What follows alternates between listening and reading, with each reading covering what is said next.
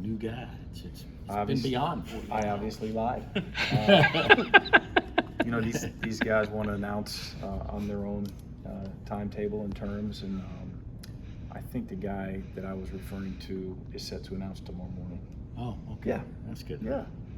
So there we go. So I'll dig if it is. Mike, just your general thoughts on the 7 guys you're bringing in, the newcomers Yeah. for this team, and Mhm. just what you guys have gotten in the newcomers. Really excited about these guys. Veteran guards with ball skills, give us versatility in the backcourt, with athleticism and length, in defensive and rebounding prowess up front with those 4s and 5s that we signed. You know, a couple high school kids that you know, athletically are bring a lot to the table that we're super excited about. In Asa Newell, Santos Cyril represented the state of Georgia with our class, right? Santo being OTE and help me if I'm leaving somebody out, but Dakota LaFew, Tyron Lawrence, RJ Godfrey all come back to the greater Atlanta area. So there's 4 guys there at least of the 7, correct? I want to say a 5th might have had some Georgia ties, but maybe I'm mistaken. But yeah, just super excited about this group. Did Santo do anything to explore NBA in terms of workout? Anybody, or has he already told you that he's definitely a Bulldog?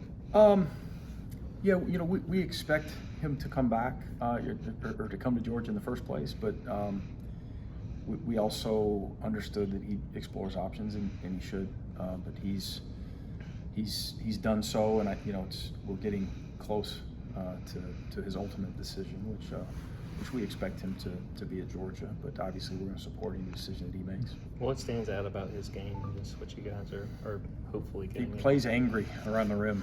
You know, he's a fierce competitor.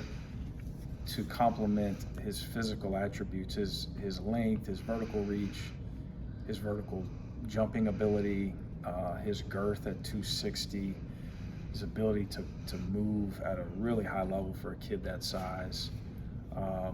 Again, that coupled with the fact that he plays with a really high level of intensity. It gives you a guy that's night in and night out can compete in our league, you know, on the glass and defensively and finishing at the rim. He's going to be a really good addition for us.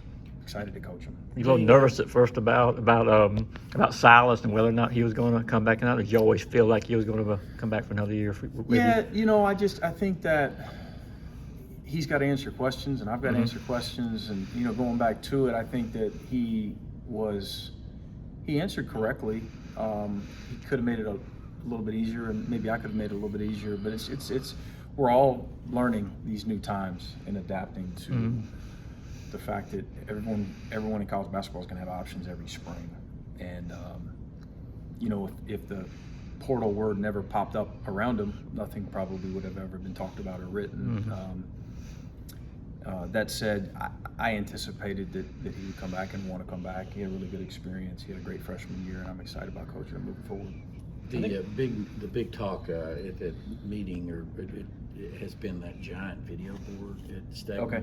And I just wonder your thoughts on that, number one, and if from a competitive standpoint, is something like that distracting? That's that huge? I just hadn't experienced it. I look forward to being able to sell it, you know, and you know, as a fan and as a father of kids who play video games, I thought it'd be pretty cool looking up there, you know, for the average fan, especially the younger fans. We talked about the size of some of our guys; they'll look pretty big up there. But you know, something to sell, an enhancement to Stegman, you know, and continued investment, you know, in our program and other programs, of course, and trying to make the best of what we can make Stegman. I think you have 3 returnees on scholarship from last year's. Do you see a time when rosters won't flip every year, or is this pretty much the new normal? I do think we'll go back 20-30% less in the portal next year. I believe that with the COVID year, having played out. That said, though, I do believe it's the new norm. I think some of the outliers are the programs that are established at the point that they want to be. And you know, until we get Georgia consistently going to an NCAA tournament, we'll probably have more movement than we'd like to have. That said, though, I think across the board, though, it's the days of not losing guys in the spring is over. Last year, there was so much talk about that Italy trip and how that helped all those newcomers kind of get on the same page. Not having a trip like that this year, how do you sort of facilitate that going into a season?